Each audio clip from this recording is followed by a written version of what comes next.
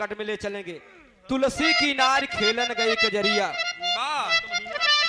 मस्त महीना दिन सावन का, आए तुलसी के सार, नारी कहै जाने दो स्वामी, है भारी त्योहार सखी सब आई।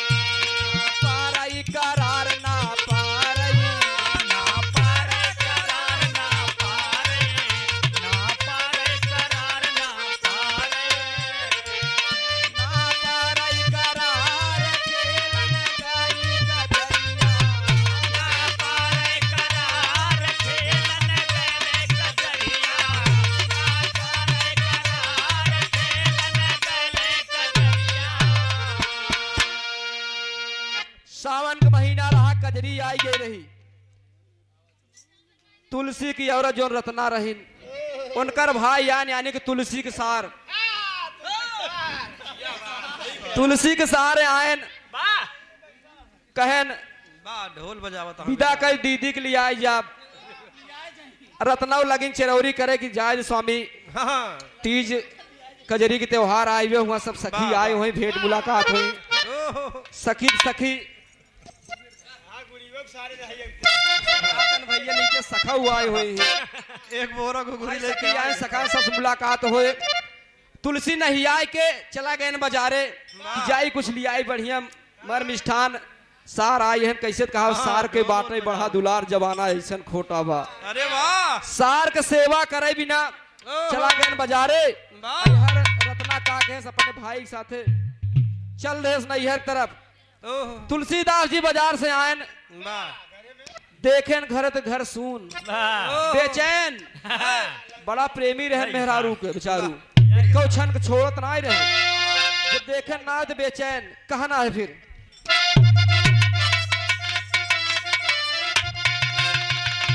सून भवन प्यारी बिन लागे, सोचे तुलसी ज्ञानी, राह तकाए ससुरारी की, राह तकाए ससुरारी की, अरे रिम झिमा बरसाई पानी, रयन अधियाई।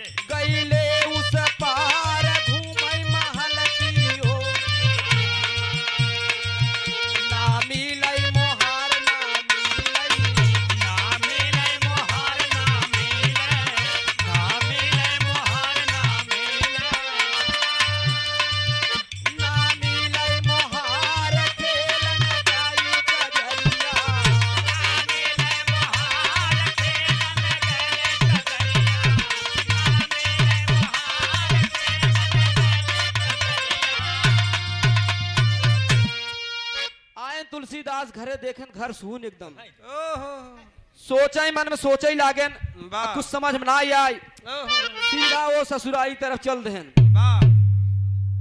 मजे की रात हो गई रहा, सावन भादव को रात एकदम अनिहरिया रही, पानी टिप टिप बरसत रहा, बदरी खूब घेरे रही, चमकत रहा। गैन पहुंचे, नदी बीच में पड़ी।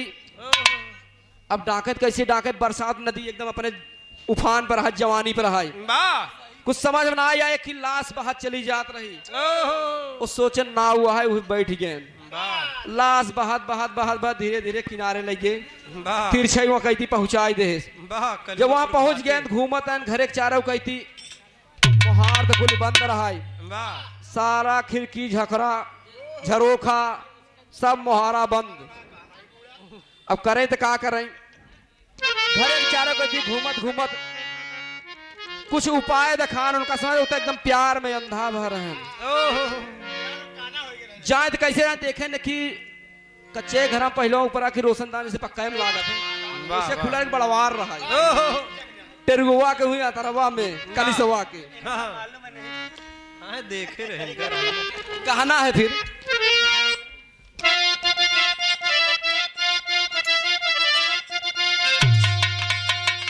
नारायण की महिमा से एक लटका रहा भुजा। अरे रस्सी जाली चढ़े अंता पे। अरे रहा काम का जंग नारी ढिग जाई।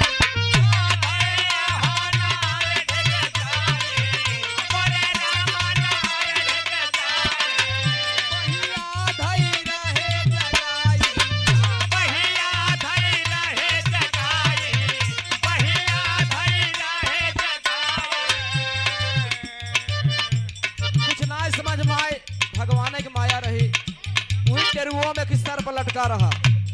सोचन रस्सी आ हुए पकड़ ले। अगर सर पर पकड़ ले तो टूटता ही ना जल्दी। ओहो पकड़ के चढ़ी गए वहां देखे न औरत सोवत रहा। ओकर पखुरा पकड़ के हिलावत है। बहिया धई रहे जगाई। बहिया धई रहे जगाई, बहिया धई रहे जगाई। नारी झिझकार हाल जाम भा प्यारा। डाक नदी नार तनिका नाही डेराना, यहाँ मैं दुखार से जहाँ मारी। कैला बैकुंठ के द्वार बैकुंठ। बैकुंठ के द्वार बैकुंठ, बैकुंठ के द्वार बैकुंठ। बैकुंठ के द्वार खेलन गई कजरिया। बैकुंठ के द्वार खेलन गाए कजरिया, बैकुंठ के द्वार खेलन गाए कजरिया। जब चढ़ गए न ऊपर कर पखुरा धई के अंग अंग पकड़ के हिलावत हन। वाह जागी तो झिझकारत बड़ा तेज डाटिस। ओहो इतना तो का हाड़ चाम प्यारा भव। नदी नार डाके आय के देखे स्कूल पता लाग लाश से डाके देखत बरी बाप रे तू मरी जाता तो हम का करी। वाह लेकिन आजकल गवैया कुछ लोग यहाँ सुने रहे बतावत रहन कि सर पर ना लटका रहा रस्सी लटकाई रही। ओहो और तुलसीदास जी कहाँ झिझकारे से ना भगा रहे हैं। वाह वह कौनों को देखे न वह धीरे से लौट जाए। ओहो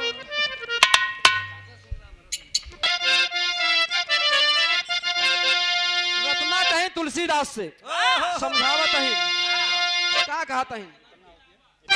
इतना नेह करो भगवन से हो जा भव से पार। तुरंत ज्ञान हुआ तुलसी के गई काशी के मझार हरि गुण गाई। हरे गुण गाए, मोरे राम हरे गुण गाए। कहवा पर कान फुटाई। कहवा पर कान फुकाई, कहवा पर कान फुकाई। बड़ा ज्ञान अपार जाहिर दुनिया अंदर। जब नारी समझाए रत्ना समझाए तुलसीदास जी की बात लग गई। तुरंत वहां से चल लिए काशी के मझार काशी के क्षेत्र में और वहां पर गुरुमंत्र लिए और भगवान की भक्ति करने लगे।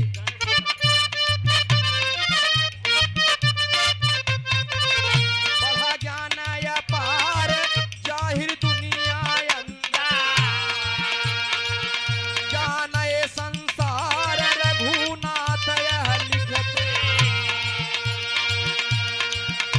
दादा मानी पिताजी के पिताजी 5 भाई थे, उसी में से रघुनाथ दादा थे जो कि बेलवरिया लिखते थे, बेलवरिया फगुआ छताल चौताल, उन्हीं की गाय लिखी बेलवरिया इस क्षेत्र में चलती है। मैंने कई जगह देखा है घूम करके। जानई संसार रघुनाथ